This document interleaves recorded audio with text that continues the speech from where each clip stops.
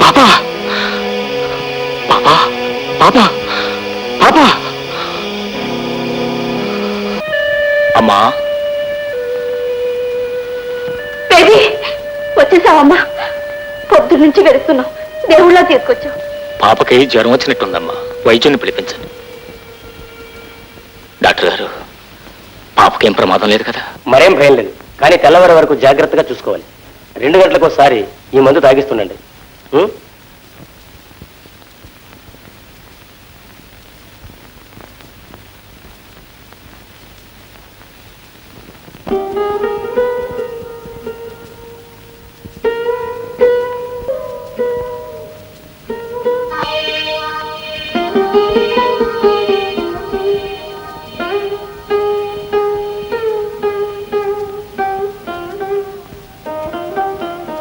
తాత, తెల్లవార్లు మేల్కొనే ఉన్నట్టున్నావు, విశ్రాంతి తీసుకోకూడదు?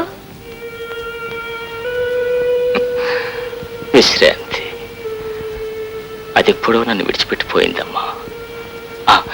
మీరు వెళ్ళి పడుకోండమ్మా, పాప సంగతి నేను చూసుకుంటాను. కన్నవాళ్ళం ఆద మరిచి నిద్రపోయినా కానివాడివి నా బిడ్డ కోసం ఇంత కష్టపడుతున్నావు. కానివాడి అంటున్నావేమ్మా, నన్ను మీలో కలుపుకోవడం ఇష్టం లేదా? అయ్యో, నా ఉద్దేశం అది కాదు తాత, రక్త సంబంధాల గురించి మాట్లాడుతున్నాను. అంతా కలిసిపోతే రక్త సంబంధము కలిసిపోతుందమ్మా. ఓపికండి తరచు చూస్తే మనిషికి మనిషికి మధ్య ఏ బంధమో ఏ అనుబంధమో బయటపడకపోదు. లేకపోతే మీ బిడ్డ మీద నాకెందుకమ్మా ఇంత మమకారం? అదే నాకు ఆశ్చర్యంగా ఉంది. ఇందులో ఆశ్చర్యపడటానికి ఏముందమ్మా? పాప నన్ను చూసి చూడటంతోనే తాత నోరారా పిలిచింది. అప్పుడే నా మనవరాలైపోయింది. దాని పేరు నల్లమ్మ, దీని పేరు ఎర్రమ్మ, ఈ చేప పేరు తెలం. తాత, పని మనిషి ఇవాళ రాలేదు, కాస్త బట్టలు తీపెట్టు.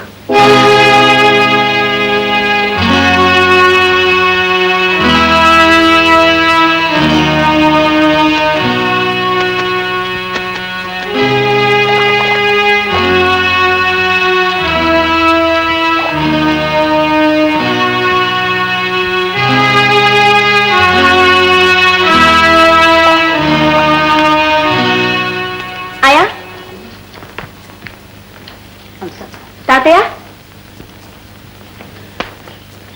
ఏంటమ్మా? ఏంటమ్మా? నీ జీతం. జీతం? నాకు జీతం? అదేమి తాతయ్య, కష్టపడి పని చేసేవాడివి.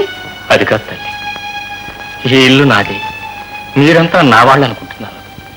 మనలో మనకి ఈ జీతాలు ఇచ్చుకోవటాలు పుచ్చుకోవటాలు ఏమిటాం?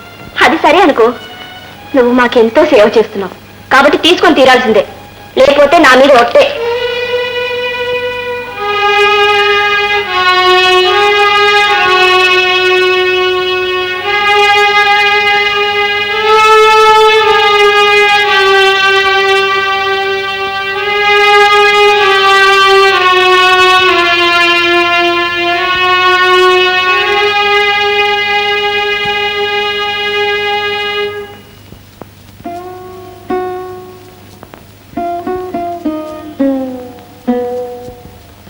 ఏమిటిది?